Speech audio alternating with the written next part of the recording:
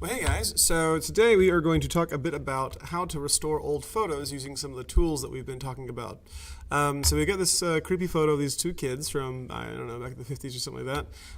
And so what we're going to do is we're going to see if we can't maybe get rid of some of these tears or these folds, these creases that have formed these big, kind of imperfections in the photo here and there. And there's some spots here. There's just age spots.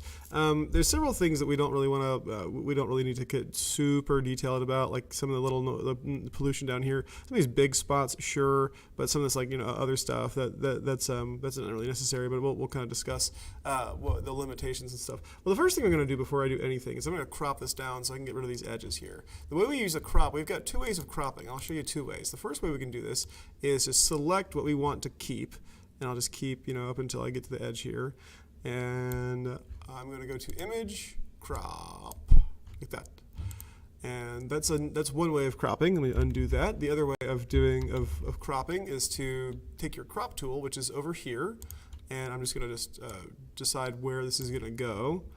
And at some point, I want to say I can even rotate it inside the crop, and I can maybe write the sort of the way that they're standing, or at least write the way this image is standing here. This puts everything in a bit of a slant, but that's okay because that's the way the picture was taken. So now that I've cropped it down, I'm going to start using some of the tools. I'm not going to go through this entire thing. I'm just going to have a brief kind of rundown of the different tools you can use. The first and most obvious tool will be the clone stamp tool. Now, the clone stamp tool is interesting when you're talking about old photos because we've got a couple different pieces of information here. I think the most important thing to think about is the line of the mortar between the bricks. So I'm going to use my clone stamp tool. I'm going to sample right here next to the line of the mortar here, but I'm not going to go too terribly far. I'm just going to go over here. I'm just going to kind of click a couple times just to kind of get rid of the streak that's right here, and I'll go up a little bit too. But I can't go too far because if I keep going far, eventually I'm going to run into another imperfection. You see there, I copied this imperfection. I'm just going to undo that last little click I made. And the same thing if I go too far down, I'm going to get the next. I'm going to get the shadow of the boy's head. I'm going to get a few other things. So I'm going to continuously evaluate where I put my anchor, or my sample here. For instance, I could just kind of sample this area here to get rid of these spots here as well. I could sample over here to kind of clean up this little area. This right here, I'll start down here, and I'll just kind of move up a little bit to kind of get rid of this. Make sure this lines up really well, and maybe a couple other things. So I just maybe pop this right here, and then I can just. There you go. So right, you just go through and you see if you can figure a way of sampling different parts of the picture to clean up different areas. And that's one tool. The clone stamp tool is a useful tool, but we have several others.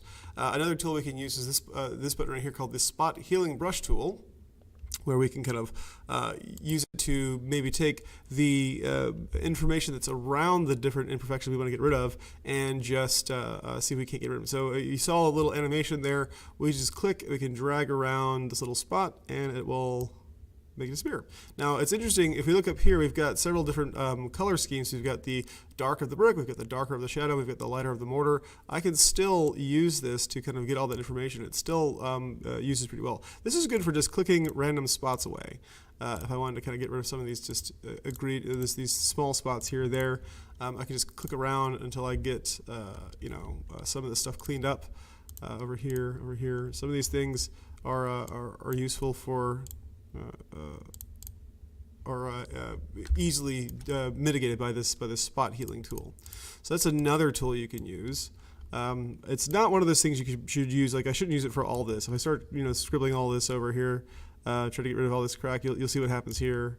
It starts to put these little weird kind of fuzzy lines. Now if I were to back away, I mean, it might be visible, but it's still one of those things we could do better.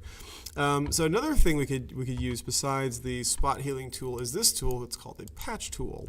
So the patch tool is useful because what I can do, for instance, this creepy little kid's hair, I could just take this patch tool, I could circle around this part of his hair that's damaged.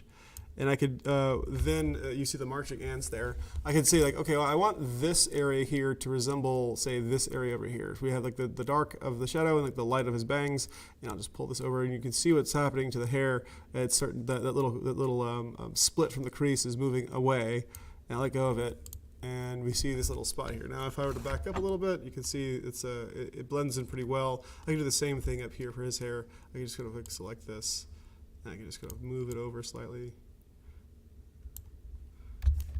And it does a pretty good job blending it. Now, if you don't, you know, obviously if it's not super blended, we could also use the smudge tool here to, let's look here, where's that smudge? Here it is, right here next to the blur, smudge. I can just kind of expand this slightly. I just like maybe do a little tap. And that will just move things around so there's not an obvious crease.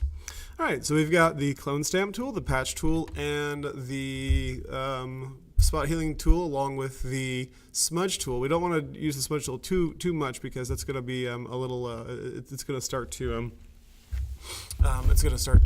overtake and put some distortion on there. The last thing we'll talk about is just the plain old brush tool. The plain old brush tool is useful for putting in some color for like areas that don't have a whole lot of patterns to them. Now this is another one of those things you can't use too terribly much because you'll start to see a too clean of a image. So I'm going to shrink my brush down pretty small, and I'm going to make sure the hardness is low. And I might even take my opacity of the brush down a little bit. So the opacity basically means this. If I were like, you know, color with like black here, you'll see like the solid black. I pull down the opacity of the brush, for instance, like maybe 50%, you'll see a kind of a lighter gray. But if I go back over it with the brush, you'll see the 50% plus 50% equals 100%. And it, you know, kind of goes like that. So we don't want to, obviously want to make sure we're using the right color. And the way we sample the color is by pressing this button here, the eyedropper tool, which is right about right there. Anyway, I can click and sample, and I can click my brush tool back. Now, if you want to use this keyboard, you just click I for the eyedropper, B for the brush, and I'll just sample this right here, and I'll just click. I'll make sure this is 100% here. All right, so that's a bit too bright, so I'll get one that's a little bit more in shadow. If I can't. All right, that's good. I might even take this down back a little bit, like 50% or so. Just to make it, there we go. And I just kind of keep using this. I might make this a bit bigger.